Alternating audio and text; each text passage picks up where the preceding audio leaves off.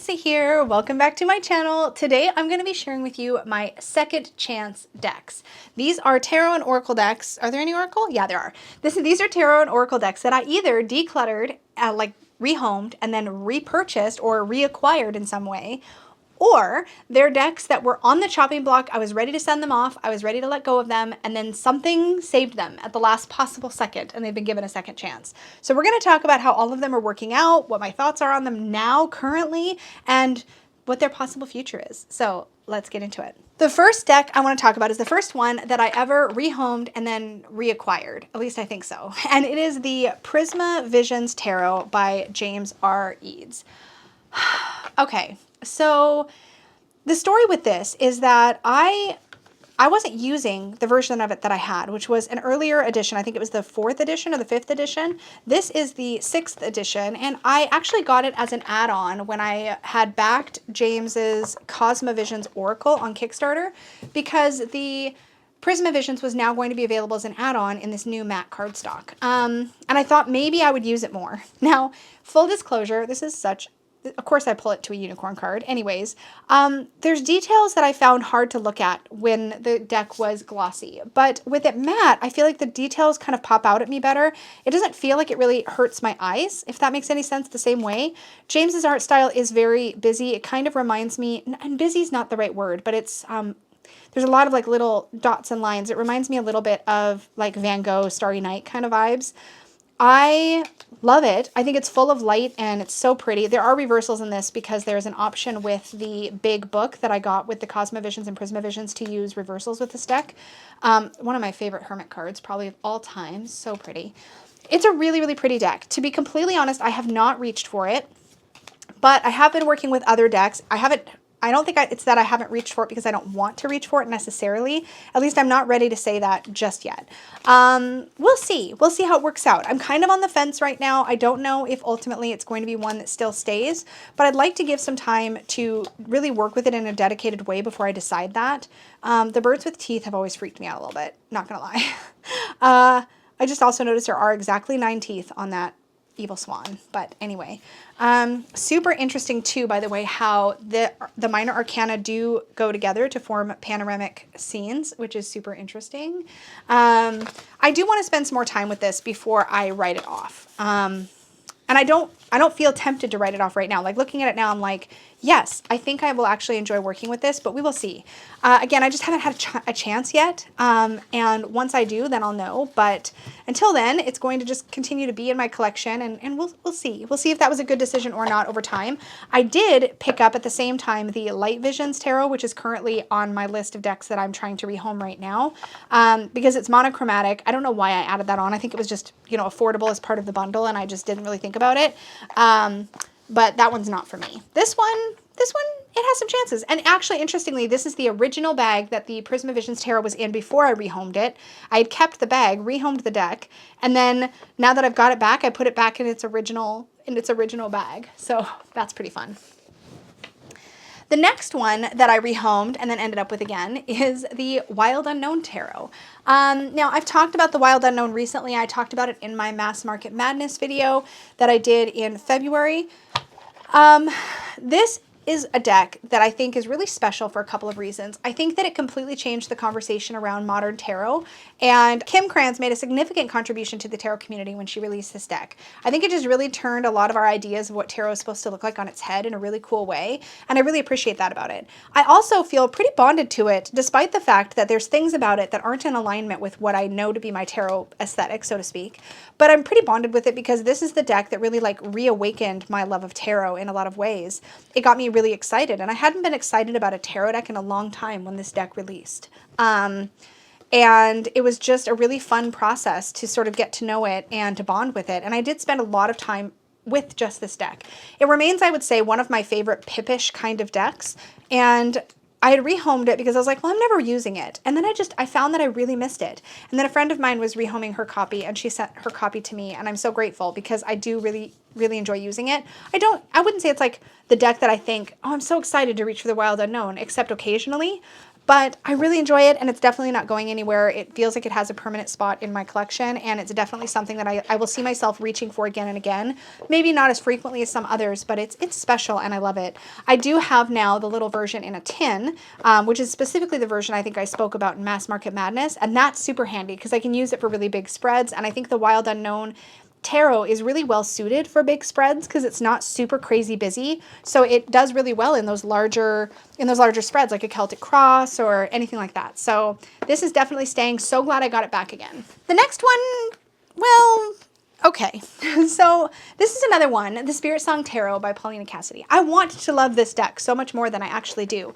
And in theory, I really do love it, but this is a deck that I did rehome, and then I was gifted this copy, which is super sweet, and I was so glad to have it back. It had ended up back on my wish list because I realized I'd missed it. And then I got it back, and I had a great week or two with it, and I haven't picked it up again since. There's something about how soft the colors are that I both love and find that I don't like at the same time. Does that make any sense? Like on one hand, it's like, oh, it's got such a soft, cozy, gentle sort of energy to it. I find it really to be very special. I think the artwork is gorgeous. And I really think it's cool that it has these two keywords on the bottom. So like for the 8 of Acorns, you have energy and results. I love that because one of my favorite things to do when I read tarot for myself is to pull an oracle card like this and then like a conversation, pull a tarot to either side. And the keywords gave me jumping off points for the tarot to either side. And it made a really cool, fun practice that I definitely enjoyed. And then that was it. It was like a fun experiment. It was like I played with the deck. I spent some time with it. I did the thing. I had a great experience with it. But when it comes to like, what tarot deck do I want to work with today? This one never occurred to me. So this is back on my trade list for the second time. So needless to say, I won't be repurchasing it again. It is a beautiful deck. And if the colors and the artwork speaks to you, especially if you don't have a lot of animal decks and you like the style of this one, I feel like it has a lot to offer. I think it could work as an oracle or as a tarot, and I have used it both ways. It's really, really pretty. I think if the colors were richer, I would have been more tempted to work with it more. But there's something about this softness that, again, I both love and appreciate about it, but also it kind of turns me off at the same time. It's such a hard thing to describe, but this one just turned out to not be a deck that's meant to stay with me forever. So this one was definitely a fail technically in the terms of it staying. I probably should not have reacquired it, obviously, because it didn't gel the second time either, but I did have fun with it both times, and it's kind of a hard thing to describe. If you've had a situation with a deck like that, I would actually love to hear about it in the comments below. Did you get a deck once and like you found that like you liked it, you appreciated it, but like you just never reached for it anyway? Like it languished even though you didn't dislike anything about it? Like, do you know what I mean? It feels like a really weird space that this deck occupies. It helped me a lot actually that I have another of Paulina Cassidy's decks, the Joie de Vivre Tarot, that I absolutely love. The colors in that deck are a little richer and it's a little more my speed. It also doesn't help that I have a lot of nature and animal type decks. And so there's a lot of competition for things like that for what I can kind of remember and think about when I'm going to reach for an animal deck. And this one just was always at the bottom of that list. So yeah, this one's going back out the door. And the last one that I decluttered or rehomed and have now repurchased is the Sun and Moon Tarot by Vanessa DeCourt. So this one's still in its box. It's actually waiting for Peggy to take a look at it because she's going to do a noob review on this deck. I have previously done a walkthrough of it, which I will link. I think I've done a walkthrough. If not, I'll do a new walkthrough. I haven't decided yet. But right now, at the moment I'm filming this video, it's still in its box. I had decluttered this because when I had this deck the first time, I remember actually, I picked this up at a local metaphysical store originally, and I pulled it out of its box. Peggy was driving the car, and I remember looking at it in the car, and it just took my breath away.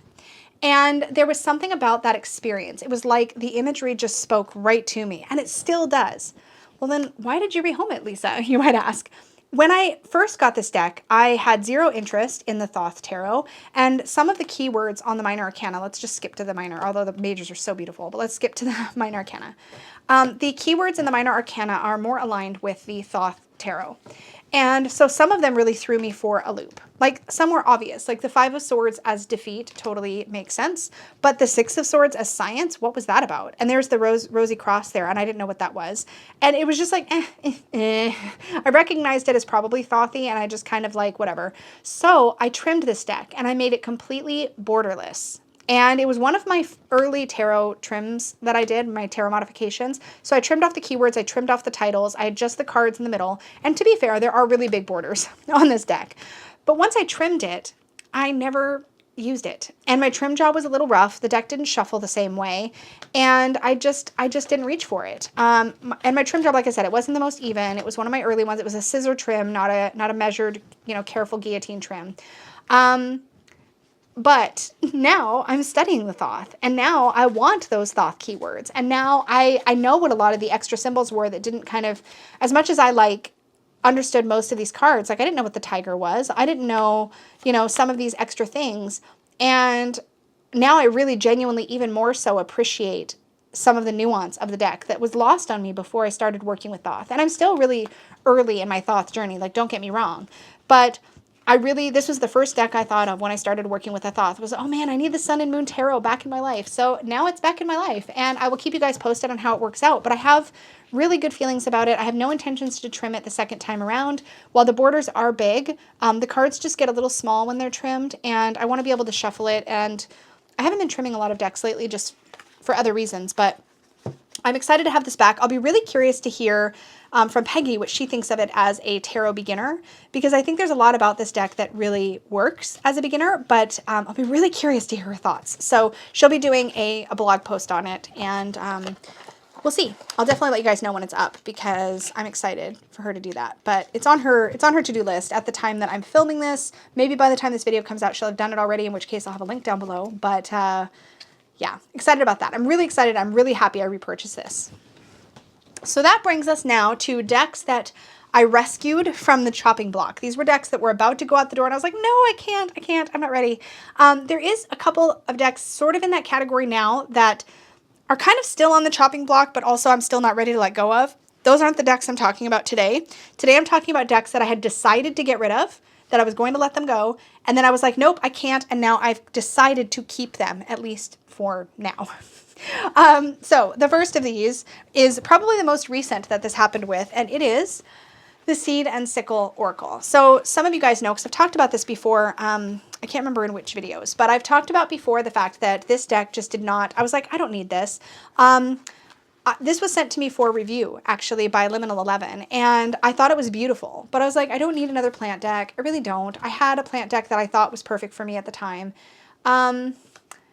But then I paired this deck with the Pacific Northwest Tarot, and it was such a absolutely exquisite pairing that it really inspired me to want to work with it. So I put it next to the Pacific Northwest Tarot. I worked with the two of those decks together, and I had the most amazing time. And part of the reason I had the most amazing time was because this Oracle deck comes with two guidebooks, a Dusk guidebook, which is this one here, and a Dawn guidebook.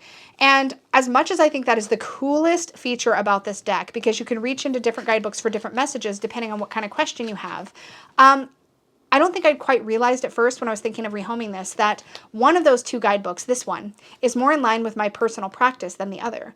The Dawn guidebook is very much about like if you're starting a new project or a new venture and you want to do a reading on that.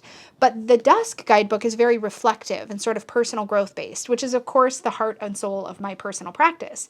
So once I started working with just the Dusk guidebook and working with this deck, I started having just incredible experience with it. I really love it. I also feel like instead of just an herb on a card, which this does have, right? You have the plant, you have the name of the plant, there's other stuff. There's hints at the meaning of the card.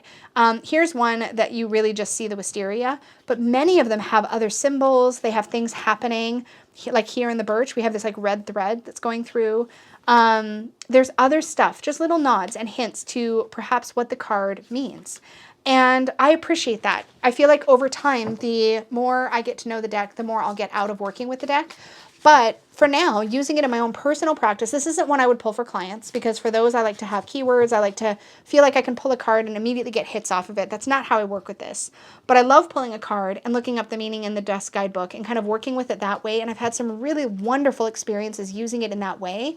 And it just goes to show that working with the guidebooks can be such an enriching experience if it's something that you embrace. And for me, I should say for me, it's something that I found to be enriching.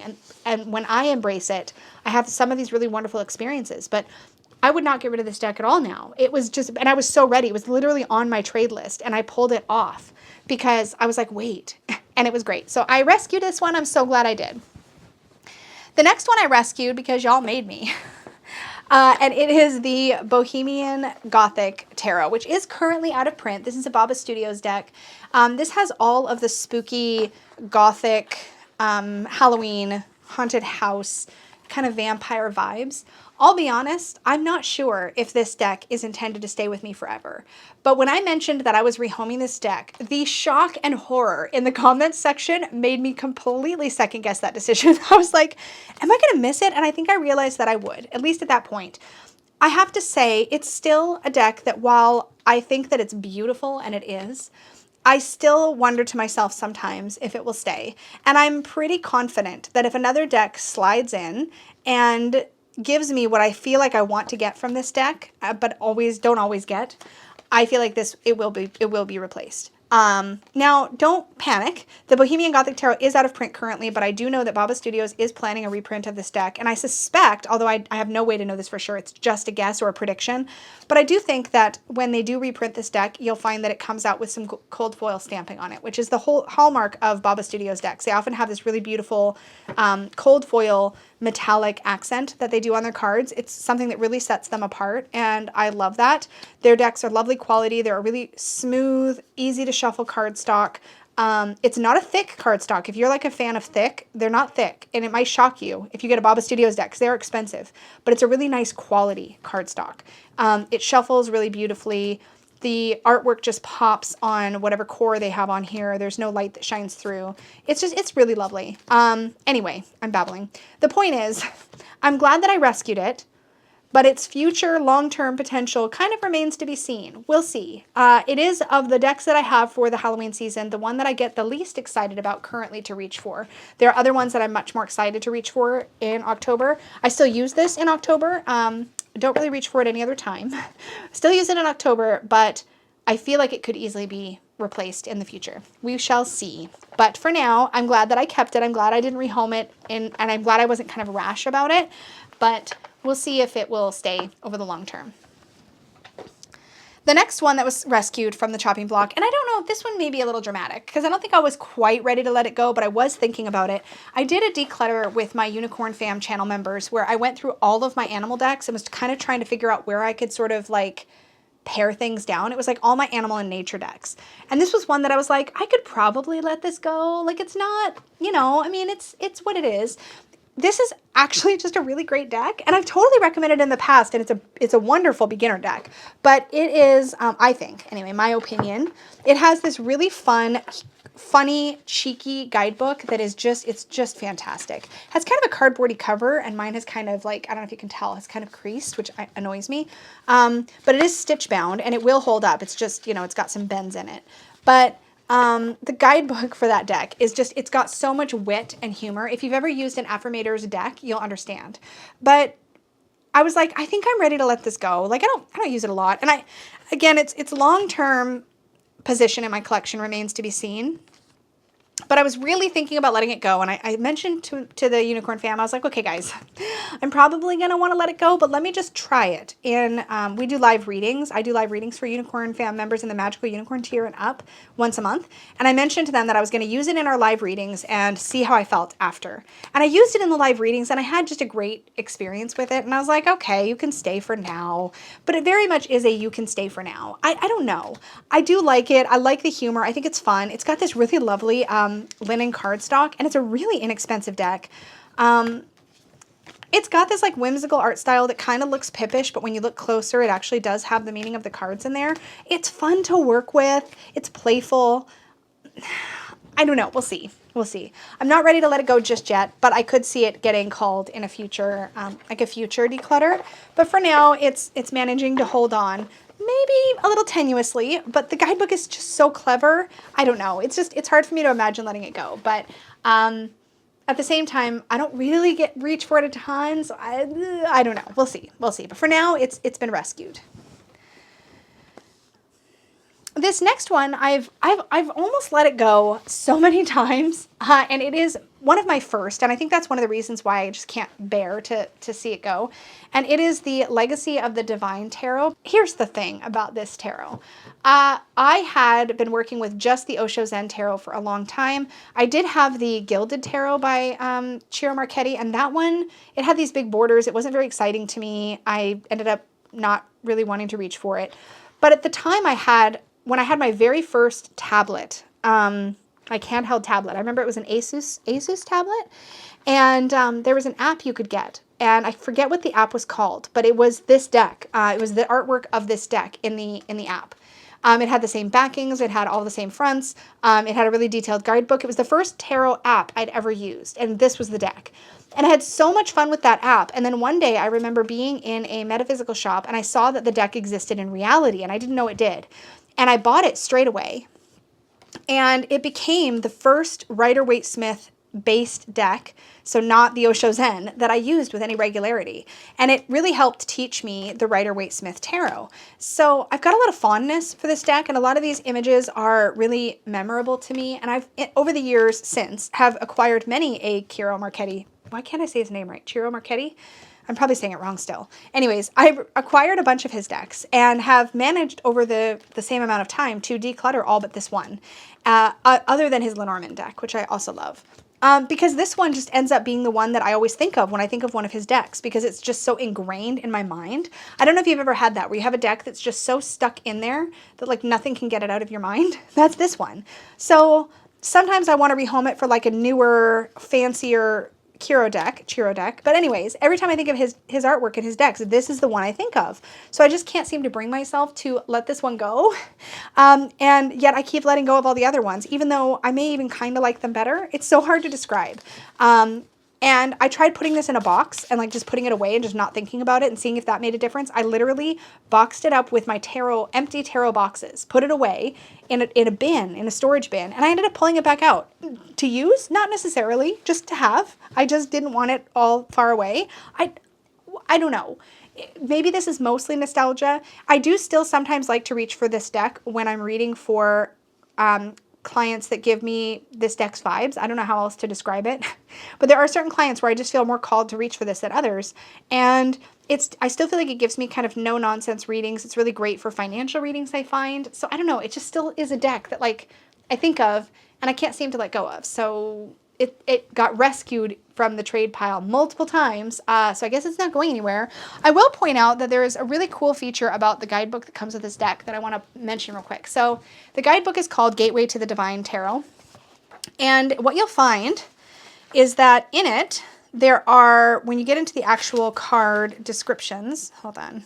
Here we go. Okay, so when you get into the actual card write-ups, you'll find that there are write-ups from multiple people, and their initials are here. You have Ciro Marchetti's here, and then you have Wald and Ruth Amberstone also give their interpretation. Then you have James Rickleff, who gives his interpretation of that card, or his thoughts on that card. And then you also have, who's the last person? Lisa Ruffalo, who also gives her thoughts. So you have like all these different perspectives on each card, which is actually really cool. And it just gives a little bit of points to ponder, I guess you could say. And I like that about the guidebook. So that's kind of a neat feature if you do ever end up picking it up. As far as I know, this deck is still in print, but I could be wrong. The next deck, I also was ready to rehome many times over and pulled it back. And when I pulled it back, I really sat with it and I realized that this is a permanent deck in my collection, and this is the Fairies Oracle by Brian Froud.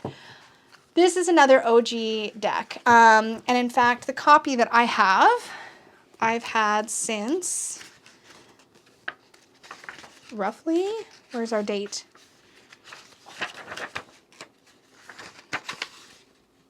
...2000.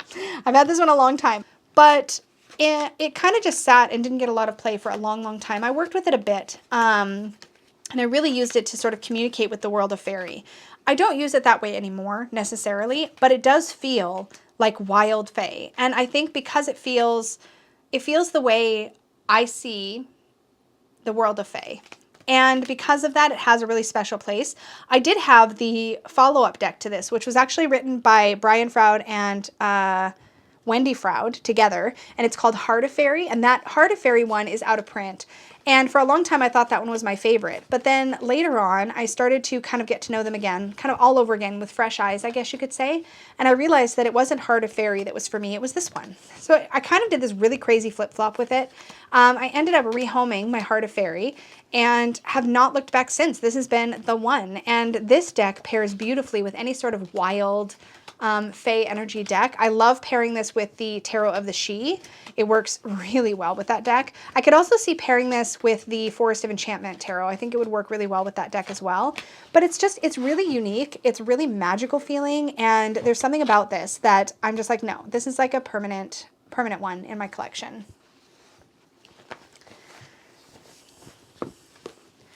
And the last deck that came back from the Brink, and I don't know the future of this deck yet, it is another out-of-print deck, and it is the Legend, the Arthurian Tarot.